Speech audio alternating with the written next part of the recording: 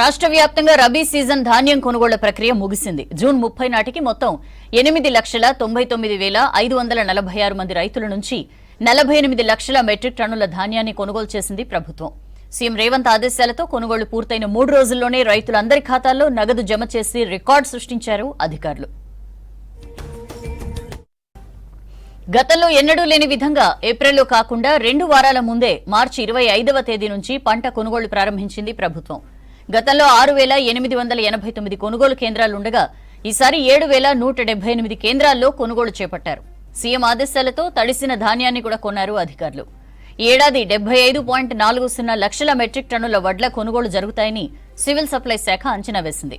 కానీ మద్దతు ధర కంటే ఎక్కువ రేటు రావడం, ప్రైవేట్ వ్యాపారులు పోటీపడి మంచి ధరకు ధాన్యం కొనుగోలు చేయడంతో అనుకున్న దానికంటే తక్కువ ధాన్యం కొనుగోలు సెంటర్లకు వచ్చింది.